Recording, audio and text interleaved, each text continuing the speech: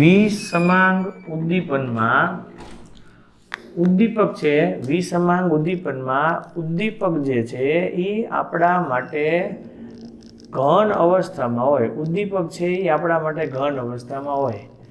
હવે એમાં એવું જ આવતું હતું કે જૂનો અધિશોષણ સિદ્ધાંત હતો, એમાં એવું આવતું હતું કે વાયુ હોય એ ઘન અધિશોષકની સપાટી પર જ્યારે જોડાય ત્યારે એની સાથે સંયોજન બનાવે. તો હવે મારું તમને કહેવાનું એમ છે કે જ્યારે ઉદ્દીપક છે, વિસમાંગ ઉદ્દીપન એટલે પૃષ્ઠ ઉદ્દીપન. પૃષ્ઠ ઉદ્દીપન એટલે આપણી માટે ઉદ્દીપક છે એ ઘન અવસ્થામાં હોવો જોઈએ. તો આપણા માટે જ્યારે ઉદ્દીપક છે એ ઘન અવસ્થામાં હોય તો ત્યારે આપણે શું વાત કરીએ તો જનરલી એવું હોય કે જ્યારે ઉદ્દીપકની સપાટી ઉપર કોઈ પણ વાયુ છે એ દાખલ થાય ત્યારે સૌથી પહેલાં તો એ વાયુઓને આવવા માટે અધિશોષણ કરવું પડે. અધિશોષણ થાય એટલે એ સપાટી ઉપર જમા થાય એટલે એના વચ્ચે મધ્યવર્તી સંકીર્ણ જેવું બને. મધ્યવર્તી સંકીર્ણ બની જાય એ પછી શું થાય એટલે જેવું મધ્યવર્તી સંકીર્ણ બને એ પછી શું થાય કે થોડો ટાઈમ રહે, પણ કાયમ થોડી ત્યાં સપાટી ઉપર ને સપાટી પર જમા થયેલો રહેવાનો છે. એટલે એ પોતે સપાટી છોડીને વયો જાય અને સપાટી છોડીને વયો જાય એટલે અવશોષણ થાય એટલે જગ્યા ખાલી પડે અને એ જગ્યા ખાલી પડે એટલે બીજા અણુઓને આવવા માટે એ પોતે સ્થાન આપે. એટલે આ જે વિસમાંગ ઉદ્દીપનનો જે આખો સિદ્ધાંત છે આપણા માટે સમજાવેલો છે એ મોટે ભાગે એવું કહેવાય કે એ ઉદ્દીપકીય વિષ એની સમજૂતી આપી શકતો નથી. બરાબર ને, ઉદ્દીપકે વિષને એવું બધું એના પરથી સમજાવી શકાતું નથી. પણ હવે હું તમને સમજાવું કે તમને યાદ શું રાખવાનું કે ઉદ્દીપક ઘન અવસ્થામાં હોય. જૂનો જે અધિશોષણ સિદ્ધાંત છે એની અંદર આ નવો અધિશોષણ બેનું ભેગું કરીને આ ઉદ્દીપકનો સિદ્ધાંત આપેલો છે. બરાબર, તો જૂનો અધિશોષણનો સિદ્ધાંત બીજું કાંઈ નહીં કે વાયુ હોય ઘરની સપાટી પર આવે, પણ એ કઈ રીતે આવે હું આવે એમ નહીં, પણ નવા અધિશોષણની અંદર આવે, અધિશોષણ પામે, સક્રિયકૃત સંકીર્ણ બને, થોડો ટાઈમ ત્યાં આગળ રહે, રાસાયણિક બંધો બને, મોટાભાગે સહસંયોજક બંધો આયનીય બંધી જોડાયેલા રહે. એ જોડાયેલા લીધા પછી ત્યાંથી છૂટા પડી જાય અને જો છૂટો પડે એટલે એ શું કરશે, જેવો એ પોતે અણુ છે એ ત્યાંની સપાટીથી પોતે અણુ છે એનું અવશોષણ થાય એટલે એ છૂટો પડે એટલે પોતાની સપાટી છોડીને જાય એટલે બીજા અણુની જગ્યા ખાલી કરી એને એટલે નવા અણુને આવવા માટે એ સ્થાન આપે. એટલે આપણા માટે એવો થશે કે પહેલાં એ અધિશોષણ પામે, પછી અધિશોષણ પામ્યા પછી એ રાસાયણિક બંધ બનાવે એટલે વચ્ચે આપણા માટે એવું બને મધ્યવર્તી સંકીર્ણ સંયોજન બને એટલે આપણા માટે મધ્યવર્તી સંકીર્ણ બનશે. એ મધ્યવર્તી જેવું સંકીર્ણ બને મધ્યવર્તી સંકીર્ણ બનશે. મધ્યવર્તી સંકીર્ણ બન્યા પછી એ પોતે ત્યાં આગળ જોડાયેલો રહે એટલે સપાટીની અંદર એનું સ્થાન મળે. ધીમે ધીમે એની સંખ્યા વધે. બરાબર, અને સંખ્યામાં વધારો થાય, સંખ્યા વધે એટલે એ અધિશોષણ પામશે અને પછી એ પોતે અપશોષણ પામશે. અપશોષણ પામે અને નવા અણુને સ્થાન આપે. અપશોષણ પામે અને નવા અણુને એ શું આપશે, ત્યાં આગળ સ્થાન આપશે. તો નવા અણુને ત્યાં આવવા માટે સ્થાન આપશે. બરાબર, તો આ વસ્તુ છે આપણા માટે છે. અધિશોષણ થાય, રાસાયણિક બંધ બને, મધ્યવર્તી સંકીર્ણ બનશે, સંખ્યા વધે, અપશોષણ પામે અને નવા અણુને સ્થાન આપશે. પછી મેં તમને કીધું એ પ્રમાણે ઉદ્દીપકીય વિષ, બરાબર, અને પ્રવર્ધકો એની પોતે સમજાવી શકતો નથી. ઉદ્દીપકીય વિષની સમજૂતી ન આપી શકે. ઉદ્દીપકીય પ્રવર્ધકો અને ઉદ્દીપકીય વિષ હોય, ઉદ્દીપકીય પ્રવર્ધકો અને ઉદ્દીપકીય વિષ છે એના વિશે બરાબર સમજૂતી આપી શકતો નથી. હવે હું તમને સમજાવી જો તમે આ આપણી માટે બધા અણુ પરમાણુઓ ગોઠવાયેલા છે આપણી પાસે. બરાબર છે, અહીંયા આપણા પાસે બધા અણુ કે પરમાણુઓ ગોઠવાયેલા છે. એની હારે આપણે એવું કહેવાય કે એ અને બી ટાઈપના અણુ છે એ ગોઠવાય છે. હવે આની હારે ગોઠવાયેલા છે એટલે આ વાયુ છે એ આની ઉપર અધિશોષણ પામવાનો છે. આ આપણી માટે કોઈ પણ ઘન પદાર્થ જે અધિશોષક તરીકે વર્તે એની રચના છે. હવે તમને એમ સમજાવું કે આ બધા પરમાણુઓ છે આવી રીતે ગોઠવાયેલા છે અહીંયા, એટલે આની નજીકમાં આવશે, બંધ બન્યો નથી. હવે જેવો નજીકમાં આવે એટલે અધિશોષિત થયો. અધિશોષિત થયા પછી રાસાયણિક બંધ બને. એમાંય મેં તમને કીધું કે મોટાભાગે સહસંયોજક અને આયનીય પ્રકારના બંધો બને. તો મોટાભાગે સહસંયોજક અને આયનીય પ્રકારના એ આપણા માટે બંધો છે એ બનાવશે. બરાબર. એટલે અહીંયા એની સાથે આપણા માટે શું જોડાશે? બી જોડાશે. એની સાથે બી જોડાશે. બંધ બની ગયા. બંધ બની ગયા, સક્રિયકૃત સંકીર્ણ બની ગયું. અને જેવું સક્રિયકૃત સંકીર્ણ બને એટલે થોડા સમય સુધી ત્યાં જોડાયેલા રહે, પછી પોતે પોતાનું સ્થાન છોડીને વયા જાય. એટલે હવે એ અપશોષિત થાય. અપશોષિત થાય એટલે અણુ છે એ પોતાની જગ્યાએથી નીકળી જશે. બરાબર. એટલે અણુ છે ત્યાંથી છૂટા પડી ગયા, અને છૂટા પડેલા અણુઓ છે એ નીકળી ગયા ત્યાંથી. તો આ વસ્તુ છે એ આપણને ક્લિયર હોવી જોઈએ. બરાબર. હવે એ પૂરું થઈ જાય એ પછીનો આપણો ટોપિક છે ઉદ્દીપકની સક્રિયતા અને વર્ણનાત્મકતા. એટલે ઉદ્દીપકની સક્રિયતા અને વર્ણનાત્મકતા છે એ આપણા માટે આવશે. ઉદ્દીપકની સક્રિયતા છે અને આપણે બોલીએ છીએ એક્ટિવિટી બોલીએ છીએ. બરાબર. અને વર્ણનાત્મકતા છે એને આપણે બોલીએ છીએ સિલેક્ટિવિટી બોલીએ છીએ. એક આપણા માટે એક્ટિવિટી છે અને બીજું છે આપણા માટે સિલેક્ટિવિટી છે. શું આવશે? મોટા ભાગે આપણે ઘન ઉદ્દીપક છે એને સક્રિય કરવો છે. એટલે ઘન ઉદ્દીપકને આપણે સક્રિય કરવો એટલે એની સપાટી હોય, એની સપાટી ઉપરથી એને આપણે શું કરવો છે? વધુ પ્રમાણમાં અધિશોષવો છે. એટલો પણ અધિશોષાવો ન જોઈએ કે એની પ્રક્રિયાને ખલેલ પહોંચાડે. એટલે મોટા ભાગે અધિશોષક આપણા માટે એવો હોવો જોઈએ કે જે પ્રક્રિયક હોય એને પ્રબળતાથી પોતાની અંદર અધિશોષવો જોઈએ, પણ એટલો પ્રબળતાથી પણ અધિશોષવો ન જોઈએ કે પ્રક્રિયાને રોકી દે કે પ્રક્રિયામાં ખલેલ પહોંચાડે. બરાબર. એટલે એક્ટિવિટીમાં એવું જ લખવાનું આવે કે આપણા પાસે અધિશોષક છે એવો હોવો જોઈએ કે જે રાસાયણિક પ્રક્રિયકો છે એને પોતાની અંદર શું કરી લે? ખેંચી લે, પણ એ એટલી પ્રબળતાથી પણ ન ખેંચે કે જેથી પ્રક્રિયકો માટે સ્થાન ન આપે. હવે કેવું હોય કે મોટા ભાગે 5 થી 11 સમૂહના તત્વો છે, એ 5 થી 11 સમૂહના તત્વો છે એ ઉદ્દીપક તરીકે આપણા માટે સક્રિય છે અને ઉદ્દીપક તરીકે વર્તે. જેમ કે હું તમને સમજાવું, આ સ્કેન્ડિયમ છે, ટિટેનિયમ છે, વેનેડિયમ, ક્રોમિયમ છે, મેંગેનીઝ છે, આયર્ન છે, કોબાલ્ટ છે, નિકલ છે અને કોપર છે. બરાબર.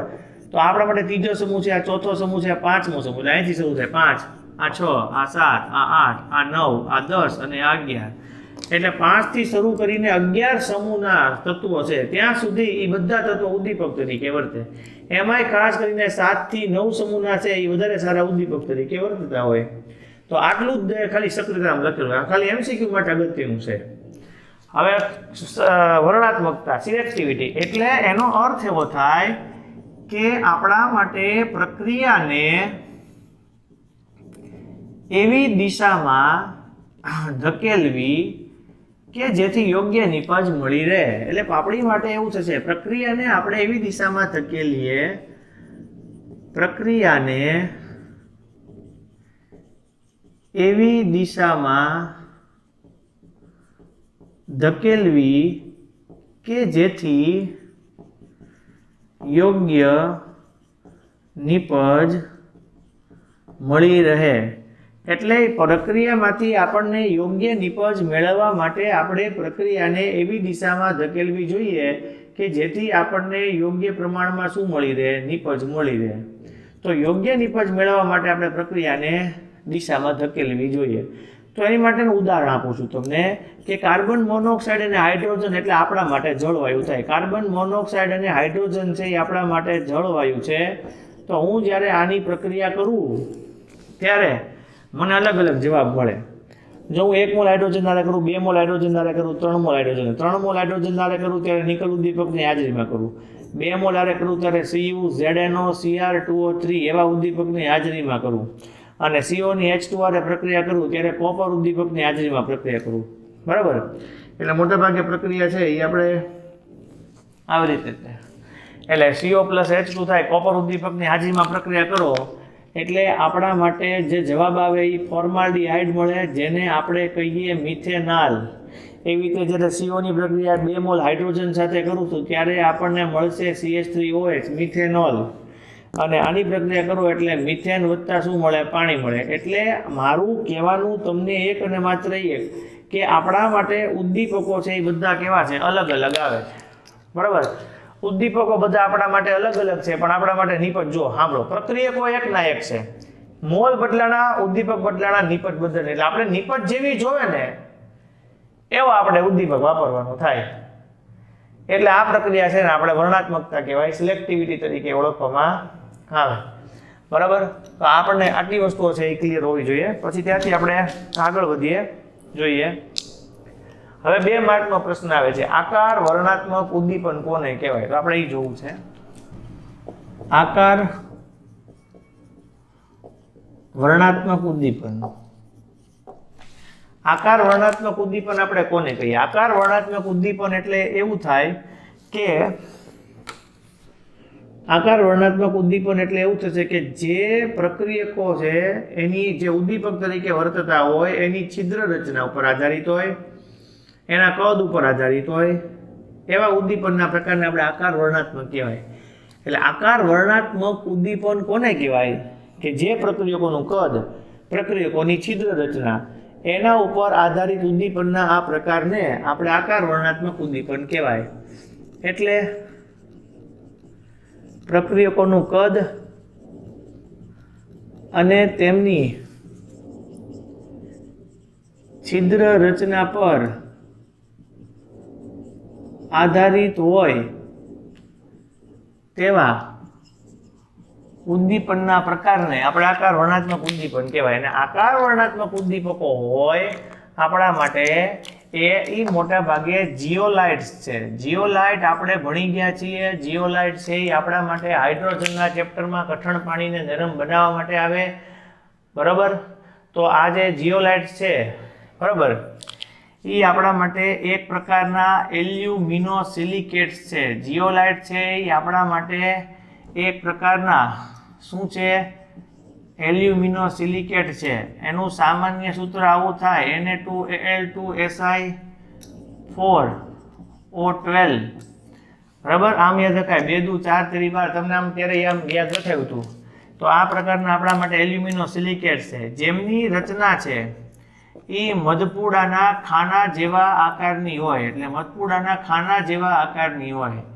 એટલે મોટા ભાગે એ મધપૂડાના ખાના જેવો આકાર ધરાવતા હોય એવા છે ઉદ્દીપકો.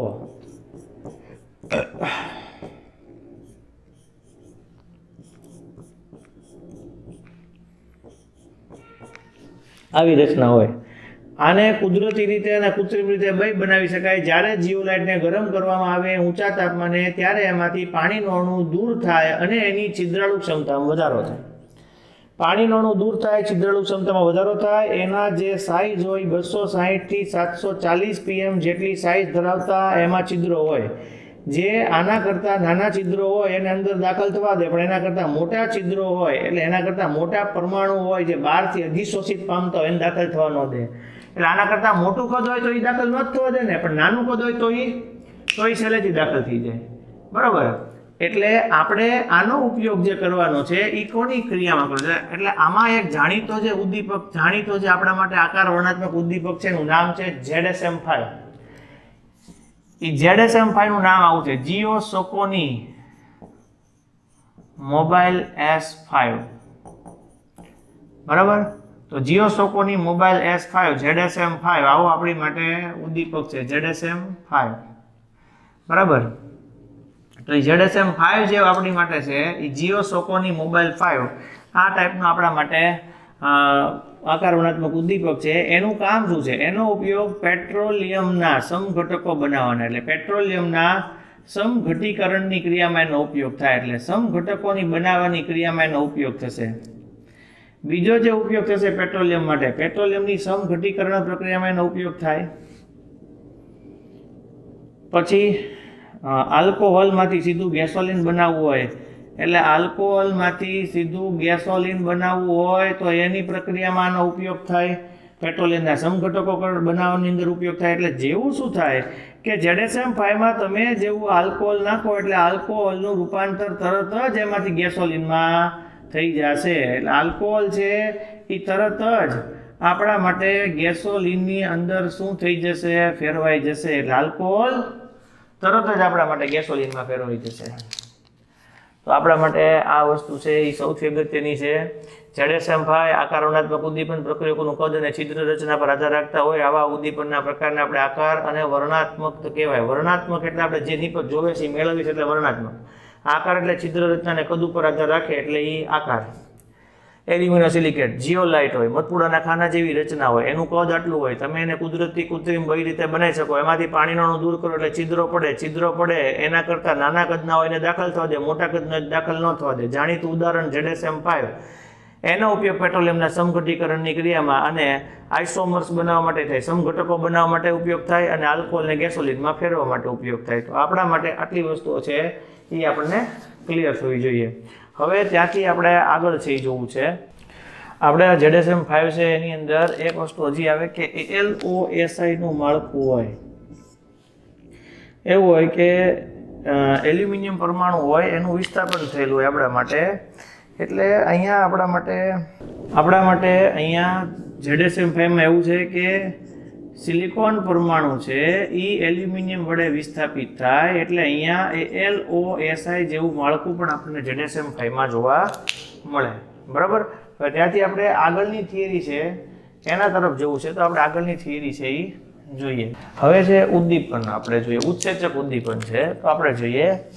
તો આપણી માટે ઉત્સેચકો છે એ શું છે, તો આપણે ઉત્સેચકો છે એને જોવું છે. ઉત્સેચકો છે એ આપણા માટે જૈવ રાસાયણિક ઉદ્દીપકો છે. ઉત્સેચકો છે એ આપણા માટે જૈવ રાસાયણિક ઉદ્દીપકો છે.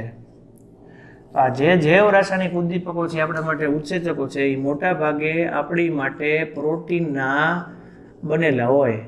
બરાબર. તો જૈવ રાસાયણિક ઉદ્દીપકો છે એ આપણા માટે મોટા ભાગે પ્રોટીનના બનેલા હોય. બરાબર. મોટા ભાગે એવું હોય કે પ્રોટીન હોય તેનો અણુભાર છે બહુ વધારે હોય, 20,000 થી શરૂ કરીને 2 કરોડ સુધીનો પણ હોઈ શકે, એવી રીતનું હોય. પછી આપણે એમ કહીએ છીએ કે ઉત્સેચકો જૈવ રાસાયણિક ઉદ્દીપકો છે જે આપણા માટે પ્રોટીનના બનેલા હોય છે. અને વાત કરું એ પ્રમાણે કે મોટાભાગે કેટલીક બધી રાસાયણિક પ્રક્રિયાઓ છે, જેમ કે હું તમને એમ કહું કે સુક્રોઝ હોય તો સુક્રોઝમાંથી આપણે ગ્લુકોઝ પ્લસ ફ્રુક્ટોઝ બનાવવું હોય. બરાબર છે. તો આપણા માટે કોઈ વિશિષ્ટ ઉદ્દીપક જોઈએ જે આપણને ખબર છે સુક્રોઝ હોય તો આપણા માટે ઇન્વર્ટેડ ઉત્સેચક આવે. એવી રીતે જો મારી માટે ગ્લુકોઝ હોય C6H12O6 હોય, એના માટે મને ખબર છે કે ઝાયમેજ ઉત્સેચક આવે, તો એ ઝાયમેજ ઉત્સેચક છે એ ગ્લુકોઝનું રૂપાંતર શેમાં કરશે, ઇથેનોલ પ્લસ CO2 માં છૂટું પાડશે. સાચી વાત છે. CO2 બધું ગુજરાતી કાર્બન ડાયોક્સાઇડ છે એમાં છૂટું પાડશે. હવે આપણા માટે સ્ટાર્ચ હોય N મોલ ઓફ C6H10O5, એમાં હું પાણીના અણુ ઉમેરું છું. બરાબર છે. ધારો કે હું 2 મોલ લેવાના, અહીંયા N મોલ પાણીને આપણે ઉમેરીએ તો આપણને જે ઉદ્દીપક મળે છે એ ડાયાસ્ટેજ નામનો ઉત્સેચક મળે છે. એ ડાયાસ્ટેજ છે એ આપણા માટે સ્ટાર્ચનું રૂપાંતર છે એ શેમાં કરશે, અહીંયા ડાયસેકેરાઇડમાં કરે, સુક્રોઝ જેવામાં કરે. એ ઉપરાંત યુરિયા જેવો પદાર્થ છે NH2CO NH2, યુરિયા જેવો પદાર્થ છે. તો યુરિયા જેવો પદાર્થ છે એનું આપણે જળ વિભાજન કરીએ, તો યુરિયા જેવા પદાર્થનું જળ વિભાજન કરીએ તો આપણને એમાંથી 2 મોલ એમોનિયા અને કાર્બન ડાયોક્સાઇડ મળે. તો યુરિયાનું જળ વિભાજન કરવા માટે જે જવાબદાર ઉત્સેચક છે એ આપણા માટે યુરેજ ઉત્સેચક છે. બરાબર. એવી રીતે આપણા માટે બરાબર પેપ્સિન જેવો આપણી માટે ઉત્સેચક હોય તો એ આપણા માટે પેપ્સિન ઉત્સેચક છે એ આપણને ખબર છે કે એ પ્રોટીન હોય એનું પેપ્ટાઇડમાં રૂપાંતર કરે, એટલે પ્રોટીનનું રૂપાંતર શેમાં થશે, પેપ્ટાઇડમાં થશે. બરાબર. એવી રીતે એવું કહેવાય કે પેનક્રિયાટિક ઉત્સેચકનું નામ છે પેનક્રિયાટિક ટ્રિપ્સિન. તો એ પેનક્રિયાટિક ટ્રિપ્સિન નામનો ઉત્સેચક છે પેનક્રિયાટિક. બરાબર. તો પેનક્રિયાટિક ટ્રિપ્સિન નામનો ઉત્સેચક છે. બરાબર. એ મોટા ભાગે આપણા જે શરીરમાં પ્રોટીન હોય એનું રૂપાંતર છે એ શેમાં કરશે, એમિનો એસિડમાં કરશે. એટલે પ્રોટીન છે એ એમિનો એસિડમાં ફેરવાય. આ બધી પ્રક્રિયા માટે જે આવેલા જે ઉત્સેચકો છે એ બધા ઉત્સેચકો છે એ આપણા માટે કેવા છે, ફિક્સ છે. બરાબર. આ ઉત્સેચકની ગેરહાજરીમાં આ રાસાયણિક પ્રક્રિયા થઈ શકે નહીં.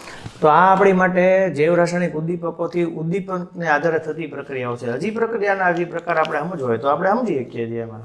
બરાબર. દૂધમાંથી દહીં બનાવવા માટે લેક્ટેટ ઉત્સેચક જોવે, બરાબર. તો દૂધમાંથી દહીં બનાવવું હોય તો આપણા માટે લેક્ટેજ ઉત્સેચકની જરૂર પડે. આ પેનક્રિયાટિક ટ્રિપ્સિન છે એ આપણા આંતરડાની અંદર છે ને પ્રોટીનનું રૂપાંતર એમિનો એસિડમાં કરે, બરાબર. અને પેપ્સિન છે પ્રોટીનમાંથી પેપ્ટાઇડ બને. તો આપણે આવું બાયોમોલેક્યુલમાં જોઈ ગયા હતા, જૈવિક અણુઓમાં કે પ્રોટીનમાંથી પેપ્ટાઇડ બને, પેપ્ટાઇડમાંથી એમિનો એસિડ બને, બરાબર. તો ઉત્સેચકો છે એની માટે આટલી વાત થઈ. હવે હું તમને ત્યાંથી આગળ શીખવાડવા જઈ રહ્યો છું. તો આપણે આગળ શીખવું છે એની અંદર ઉત્સેચક ઉદ્દીપનની લાક્ષણિકતા આવે છે. તો એ શું છે આપણા માટે? ઉત્સેચક ઉદ્દીપનની લાક્ષણિકતા. તો એ શું છે ઉત્સેચક ઉદ્દીપનની લાક્ષણિકતા? હવે કેવું હોય હું તમને સમજાવું કે ઉત્સેચક માટે તાપમાન કઈ અનુકૂળ હોય, પીએચ કઈ અનુકૂળ હોય, એ કઈ રીતે પ્રક્રિયા કરે, બરાબર. તો ટોટલ 5 થી 6 મુદ્દાઓ છે. પહેલી વસ્તુ કે ઉત્સેચકનો એક અણુ હોય એટલે ઉત્સેચક એટલે જૈવિક ઉદ્દીપક.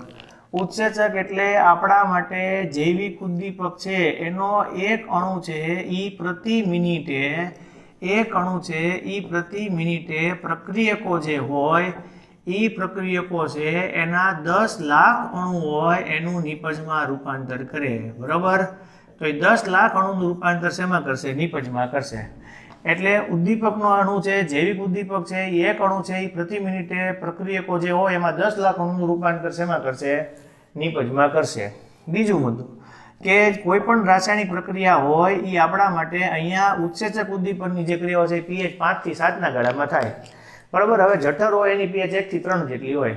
અને આપણા માટે જે ક્રિયા છે ઉત્સેચક ઉદ્દીપનની એ આપણા શરીરની અંદર પીએચ છે એ 5 થી 7 વચ્ચે થાય એ ગાળાની અંદર આ ક્રિયા છે એ શરૂ હોય.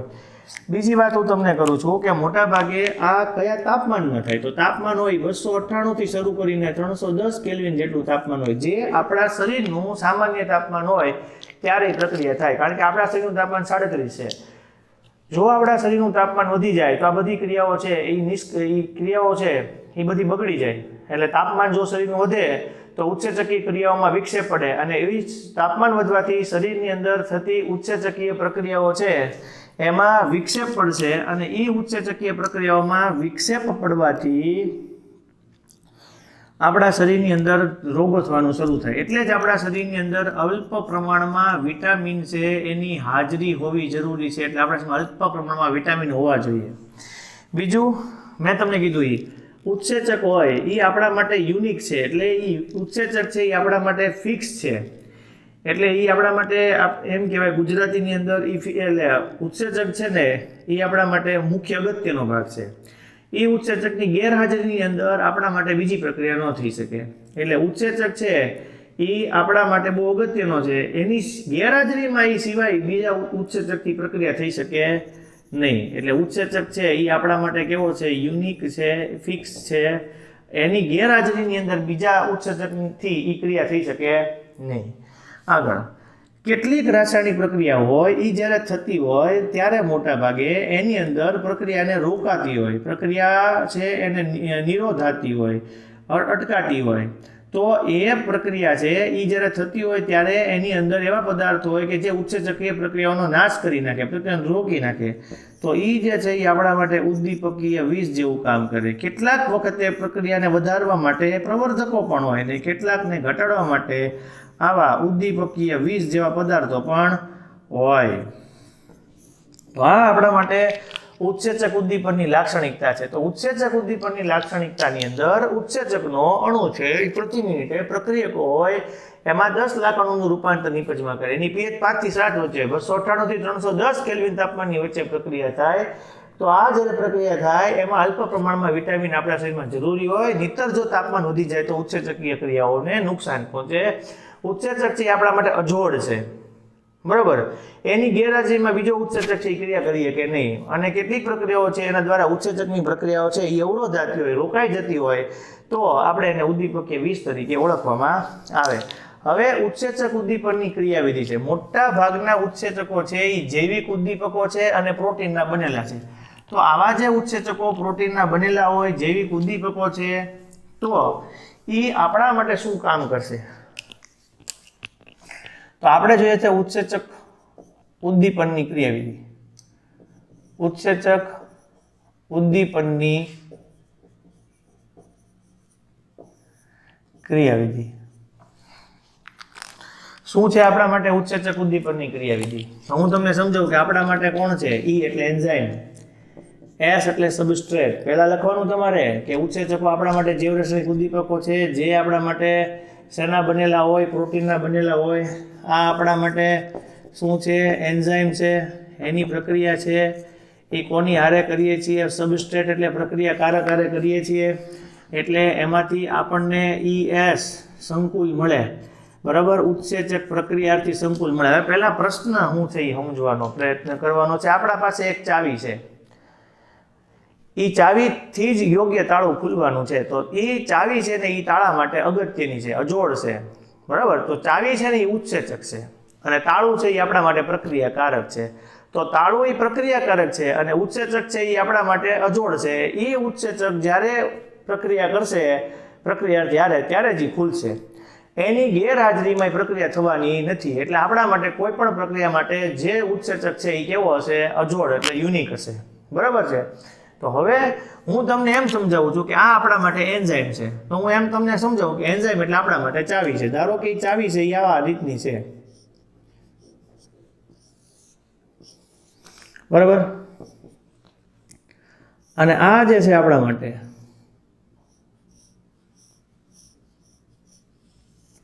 આ રીતે. હવે જ્યારે આની પ્રક્રિયા થશે ત્યારે આ બંને એકબીજાને જોડાઈ જશે.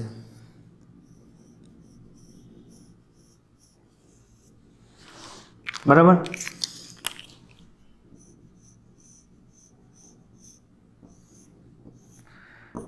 ઈ અને એસ સંકુલ બનશે. આ આપણા માટે ઈ છે, સોરી, આ આપણા માટે ઈ એટલે એન્ઝાઇમ, એસ એટલે સબસ્ટ્રેટ પ્રક્રિયાકારક. અને આનું રૂપાંતર જે થશે આપણા માટે એ બે ભાગમાં આપણા માટે છૂટું પડી જશે.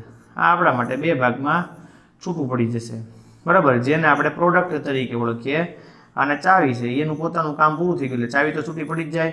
એટલે આપણા માટે ચાવી છે એ એનાથી અલગ થઈ જશે. એટલે મારું તમને કહેવાનું એમ છે કે કોઈ એક પ્રક્રિયા માટે ઉત્સેચક છે એ ફિક્સ હશે. એ ઉત્સેચકની ગેરહાજરીમાં એ પ્રક્રિયા આગળ થઈ શકતી નથી, એ થઈ શકે નહીં. એટલે આપણે આને ઉત્સેચક પ્રક્રિયાથી સંકુલ તરીકે ઓળખવામાં આવે. આ એ સંકુલ મળે અને એનું રૂપાંતર તરત જ શેમાં થઈ જશે? નિપજમાં થઈ જશે. તો આટલી વસ્તુ છે ને એ આપણા માટે ફિક્સ છે અને આટલી વસ્તુ આપણને આવડવી જોઈએ, બરાબર? હવે ત્યાંથી હું તમને આ ઉત્સેચક ને ઉદ્દીપનનો ભાગ પૂરો થયો આપણી માટે. હવે જે શીખવાડું છું એ કલીલ છે. તો આપણે કલીલ છે એ જોવું છે. કલીલ, કોલોઇડ. શું છે આપણા માટે કલીલ? કલીલ એટલે આપણા માટે સાચું દ્રાવણ, બરાબર? ટ્રુ સોલ્યુશન, સાચું દ્રાવણ, પ્લસ આલંબિત દ્રાવણ. એ સાચું દ્રાવણ અને આલંબિત દ્રાવણ વચ્ચેની જે અવસ્થા છે એ અવસ્થા છે એને આપણે શું બોલાય છે? કલીલ બોલાય. તો સાચું દ્રાવણ અને આલંબિત દ્રાવણ વચ્ચેની જે અવસ્થા છે એ આપણા માટે શું છે? કલીલ છે. સાચું દ્રાવણ એનો વ્યાસ છે 10⁻⁸ સેન્ટીમીટર જેટલો હોય, ક્યારેક આમ કહેવાય 1 નેનોમીટરથી ઓછો હોય એમ પણ કહેવાય. આ આલંબિત દ્રાવણ છે એનો વ્યાસ છે 1000 નેનોમીટર જેટલો કે એના કરતાં વધારે હોય. પણ જ્યારે કલીલ હોય એ આપણા માટે 1 નેનોમીટરથી 1000 નેનોમીટર વચ્ચે જોવા મળતી અવસ્થા છે.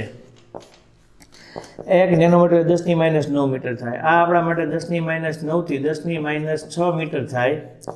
અને આ જે છે એ આપણા માટે 10⁻6 મીટર થશે. હવે હું તમને સમજાવું છું એ તમે વસ્તુ છે એને ધ્યાનથી સમજી લ્યો. જો આ આપણા માટે જે છે 10⁻9 મીટર, 9 થી 6, અને આ છે 10⁻6 મીટર છે. હવે સાચા દ્રાવણ અને આલંબિત દ્રાવણ વચ્ચેની અવસ્થા છે એ આપણા માટે કલીલ થઈ. તો કલીલ જે છે એ હું તમને સામાન્ય સમજું. તમે કલીલ છે ને એ વિસમાંગ પ્રણાલી છે, આવું પણ કહેવાય. કલીલ છે એ પોતે આપણા માટે વિસમાંગ પ્રણાલી છે.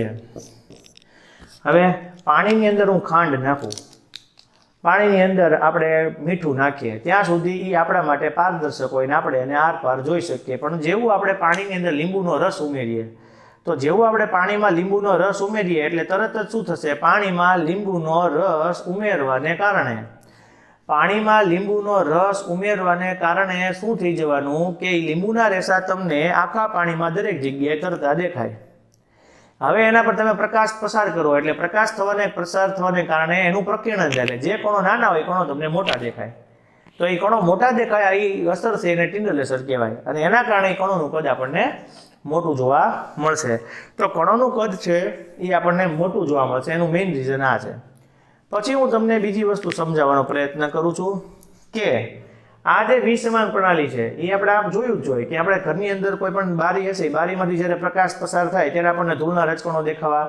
આપણે સ્કૂટર લઈને જતા હોય ત્યારે આપણને ધૂળના રજકણો લાઇટ પડવાને કારણે ધૂળના રજકણો દેખાય. આ બધી વસ્તુઓ છે એ ટિન્ડલ આ બધી વસ્તુઓ છે એમાં કલીલ કણો જોવા મળે. હવે કલીલ કણોના પ્રકાર પાડવામાં આવે. બરાબર. એક તો એની અવસ્થાને આધારે. બરાબર. એટલે કલીલ કણો છે એ ઘન અને પ્રવાહી અવસ્થાના આધારે પ્રકાર પાડવામાં આવે. બીજું જે પાડવામાં આવે એના આકર્ષણ બળોના પ્રકારને આધારે પાડવામાં આવે. અને ત્રીજું છે એ આપણા માટે વિક્ષેપિત માધ્યમ હોય કે એની અંદર એટલે પરિક્ષેપણ માધ્યમ હોય એની અંદર જે આપણે સોલ બને એના આધારે પ્રકાર પાડવામાં આવે. ટોટલ 3 છે ને એ કલીલના પ્રકાર છે. તો એ જે કલીલના 3 પ્રકાર છે એ આપણે જોવાનો પ્રયત્ન કરીએ. કલીલ કણો હોય એના 3 પ્રકાર છે. તો કલીલ કણો છે એના 3 પ્રકારમાં વહેંચ્યા. પહેલું જે છે એની ભૌતિક સ્થિતિના આધારે.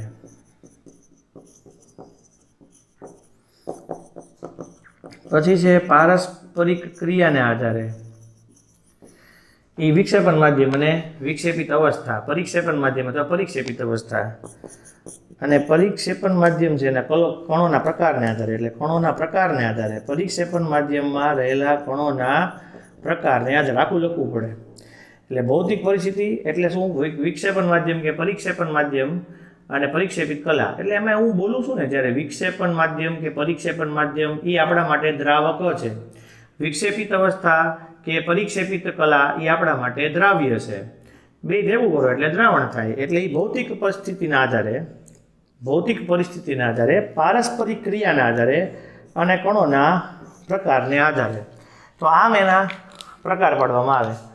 હા, આની અંદર હજી એક મુદ્દો આવી ખરા જો તમારે કેવું હોય તો કેટલાક વખત કાર્બનિક ઘટકો હોય જે ઉત્સેચકની પ્રક્રિયાને આગળ વધારે એ ભાગ છે એને આપણે સહ-ઉત્સેચક પણ કહેવાય. અને ક્યારેક એ સહ-ઉત્સેચક હોય એની હારે બિન પ્રોટીન ઘટક જોડાયેલા હોય. એ બિન પ્રોટીન ઘટક જોડાયેલા હોય એ પણ રાસાયણિક પ્રક્રિયાનો વેગ વધારે. જેમ કે આપણા માટે આવશે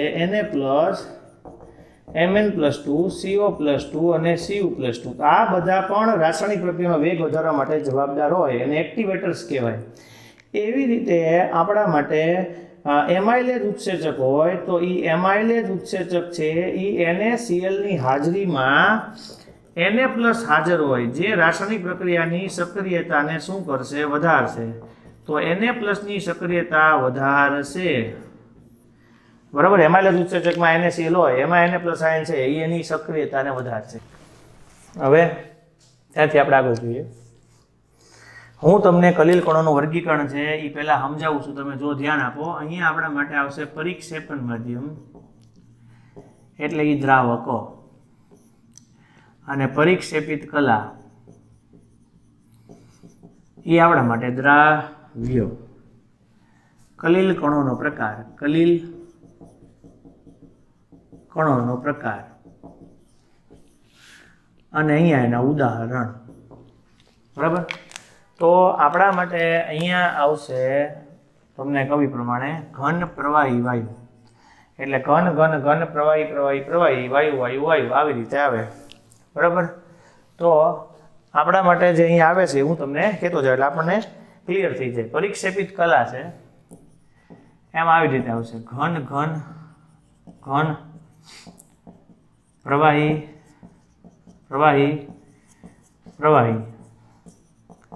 વાયુ 2 વાર જ આવશે. કારણ કે વાયુ ત્રીજી વાર એટલા માટે નહીં કારણ કે વાયુ અને જ્યારે વાયુ ભેગા થાય ત્યારે એકબીજા ભેગા થઈ જાય એનાથી કોઈ પણ કલીલ બનતું નથી. એટલે વાયુ ભેગા થઈને કલીલ બની જાય, કલીલ ન બને, એ બંને એકબીજામાં મિશ્ર થઈ જાય એટલે કલીલ પ્રણાલી બનતી નથી. એટલે એમાં ન આવે. પરિક્ષેપણ માધ્યમ હોય એમાં આવી રીતે આવશે ઘન પ્રવાહી વાયુ અહીંયા ઘન, અહીંયા પ્રવાહી, અહીંયા શું આવશે? વાયુ, અહીંયા ઘન આવશે, અહીંયા પ્રવાહી આવશે. ઘન અને ઘન ભેગું કરો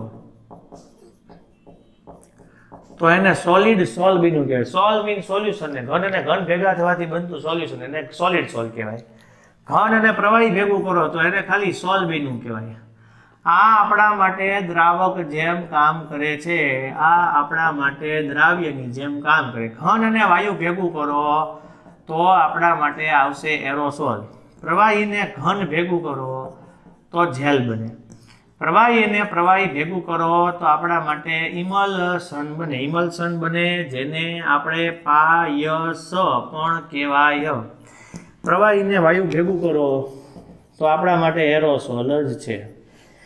પ્રવાયુ અને ઘન ભેગું કરો તો આપણા માટે એ સોલિડ સોલ જેવું જ કામ કરે. આમ સોલ પણ લખાય. વાયુ અને પ્રવાહી ભેગો કરો તો આપણે એને ફોર્મ કહેવાય, ફીણ બન્યા એમ કહેવાય. તો પહેલાં આટલું આવડવું જોઈએ. ઘન અને ઘન ભેગા કરીએ તો સોલિડ સોલ બને. ઘન અને પ્રવાહી ભેગું કરો તો સોલ બને. ઘન અને વાયુ ભેગું કરો તો એરોસોલ બને. પ્રવાહી અને ઘન ભેગું કરશો તો જેલ બનશે ને પ્રવાહી ભેગું કરશો તો આપણા માટે છે એ ઇમલ્શન બનશે. પ્રવાહી વાયુ હોય તો એરોસોલ, વાયુ ઘન હોય તો સોલિડ સોલ, ને વાયુ પ્રવાહી હોય તો આપણા માટે ફોર્મ, ફીણ બનશે. ઘન અને ઘન ભેગું કરવું એટલે સોલિડ સોલ બનશે. તો ઘન અને ઘન ભેગા કરવાથી આપણને સોલિડ સોલ મળે. એના ઉદાહરણ છે આપણા માટે રંગીન ગ્લાસ અને જેમ સ્ટોન. ઘન અને પ્રવાહી ભેગું કરું તો સોલ બનશે. એને રંગ કહેવાય, કોષ પ્રવાહી કહેવાય અને કાદવ પણ આની અંદર આવશે. ઘન અને વાયુ ભેગું કરો તો આપણા માટે એરોસોલ બનશે. એ ઘન અને વાયુ ભેગું કરવાથી આપણને એરોસોલ મળશે અને એ એરોસોલની અંદર ધુમાડો અને ધૂળના રજકણો આવશે. પ્રવાહીને ઘન ભેગું કરશું તો પ્રવાહીને ઘન ભેગું કરવાથી જેલ આવશે, જેલી આવશે, બટર અને ચીઝ આવશે. જેલ આવશે, જેલી આવશે, બટર અને ચીઝ આવશે. જેલ હોય આ બધામાં તમારે સહેજ બુદ્ધિ વાપરવાની કે ઘન વધારે અને ઘન ઓછું. આમાં પ્રવાહી વધારે કારણ કે દ્રાવક હોય એટલે વધારે. પ્રવાહી વધારે છે ને એમાં ઘન ભળેલું હોય તો રંગ અને કોષ હોય. કારણ કે તમે સમજો છો કે કોષ પ્રવાહી એટલે પ્રાણી કોષનું પ્રવાહી કે વનસ્પતિ કોષનું પ્રવાહી. એમાં 90% રસધાનીનો ભાગ રોકે વનસ્પતિ કોષમાં, તો એમાં તો મોટા ભાગે પ્રવાહી વધારે હોય અને ઘન ઓછું હોય. એટલે આ દ્રાવક છે અને આ દ્રાવ્ય છે. પ્રવાહી અને પ્રવાહી ભેગું કરો તો આપણા માટે આવે છે દૂધ અને હેર ક્રીમ. બરાબર. તો અહીંયા આપણા માટે આવશે દૂધ, હેર ક્રીમ. પ્રવાહી અને વાયુ ભેગું કરો તો આપણા માટે એરોસોલ આવે. એરોસોલની અંદર જંતુનાશક સ્પ્રે આવે. એરોસોલની અંદર જંતુનાશક સ્પ્રે આવશે. એવી જ રીતે જે આપણી માટે એરોસોલ હોય એની અંદર વાદળા આવશે. બરાબર. જંતુનાશક સ્પ્રે અને વાદળાની બધું એની અંદર આવે. ધુમ્મસ આવી શકે. બરાબર. તો આ બધું યાદ રાખવાનું રહે. કીટનાશક દવા એ પણ આવી જાય. એટલે એ જંતુનાશક દવાથી વાદળા, ધુમ્મસ, જંતુનાશક સ્પ્રે, પછી પરફ્યુમર્સ હોય બધા એ પણ આવી શકે. વાયુ ઘન અને સોલિડ સોલ હોય તો આપણી માટે પ્યુમાઇસ પથ્થર, પ્યુમાઇસ પથ્થર અને પ્યુજિક સ્ટોન આવશે. પ્યુમાઇસ પથ્થર છે બરાબર, ફોર્મ રબર. પ્યુમાઇસ પથ્થર અને અહીંયા આવશે ફોર્મ રબર. એટલે બીજું કાંઈ નહીં, સ્પંજ જેવું થાય એવા પથ્થર આવે. બરાબર. કે જેમાં ઘન વધારે હોય ને વાયુનું પ્રમાણ એમાં ભળેલું હોય એટલે સ્પંજ જેવું હોય આપણા માટે. સ્પોન્જીલા, વાદળી જેવું થાય, સ્નાન વાદળી જેવું. પ્રવાહીમાં અને વાયુમાં ભેગું કરો એટલે ફોર્મ બને. ફોર્મને આપણે ગુજરાતીમાં ફીણ કહીએ. અને આ જે પ્રક્રિયા છે એમાં પ્લવન, જે ફીણ પ્લવનની પ્રક્રિયામાં જે ફીણ ઉત્પન્ન થાય આ થાય. વાયુ પ્રવાહીનું કોમ્બિનેશન હોય. અને શેવિંગ ક્રીમના ફીણ આવશે. તો આ જે છે એ આપણા માટે આખું કોષ્ટક થયું. આપણને આટલી વસ્તુ છે એ આપણને ક્લિયર થવી જોઈએ. આપણને આટલું આવડવું જોઈએ. આખું મોટે બોલાવવું જોઈએ કે નહીં. ઘન સોલ, રંગીન ગ્લાસ, જેમસ્ટોન, ઘન પ્રવાહી હોય તો આપણા માટે રંગ અને કોષ પ્રવાહી અને પેઇન્ટના પ્રવાહી એટલે એ થયા. અને કાદવ કીચડ. પછી ઘન અને વાયુ ભેગું કરો એટલે એરોસોલ આવે, ધુમાડો અને ધૂળ આવે. એવી રીતે પ્રવાહી અને ઘન ભેગું કરો તો જેલ, જેલી, બટર ચીઝ આવે. પ્રવાહી ભેગું કરો પાયસ, ઇમલ્શન આવે, દૂધ અને હેર ક્રીમ. પ્રવાહી વાયુ ભેગું કરો તો એરોસોલ આવે આપણા માટે. બરાબર. વાદળા, જંતુનાશક સ્પ્રે, ધુમ્મસ ને ધૂમ્રસ એવું આવે, ધુમ્મસ આવે. વાયુ ઘન ભેગું કરો તો આપણા માટે સોલિડ સોલમાં પીવાશ પથ્થર, પ્યુજિક સ્ટોન કહી શકાય, ફોમ રબર કહી શકાય, બરાબર. પછી વાયુને પ્રવાહી આવે તો આપણા માટે પ્લવન આવશે, સેવિંગ ક્રીમના ફીણ આવશે. ઓકે, તો આટલી વસ્તુ છે એ આપણને ફિક્સ થઈ જવી જોઈએ. આટલું ક્લિયર. તો આટલું જે છે એ આપણને બધાને મોસ્ટલી આવડવું જોઈએ. અહીંયાથી હવે તમને આગળ હું શીખવાડીશ કલીલને. કાલે હું તમને મોટા ભાગનું કલીલ છે એ પૂરું કરી દઈશ. પછી ખાલી 2 વસ્તુ બાકી રહે. પછી આપણે MCQ વચ્ચે જોતા જશું. વધારાની થિયરીને દાખલા છે આપણે કરતા જશું. ઓકે, આટલું આપણે રાખીએ છીએ. આ હોમવર્કમાં બધું કરવાનું છે. આની અંદર આકાર વર્ણાત્મક ઉદ્દીપન જે તમને મેં શીખવાડ્યું એ, ઉત્સેચક ઉદ્દીપનની લાક્ષણિકતા તમને જે શીખવાડી, વિષમાંગ ઉદ્દીપનનો સિદ્ધાંત મેં તમને શીખવાડ્યો અને આ કલીલનું કોષ્ટક શીખવાડ્યું. આ બધું આપણા માટે મોસ્ટ આઈએમપી જેવું છે, બરાબર. એ પરીક્ષામાં 2 કે 3 માર્કમાં પૂછાય એટલે આપણે એને તૈયાર કરવું પડે. ઓકે, બરાબર. મળીએ આના પછીના લેક્ચરમાં. Thank you.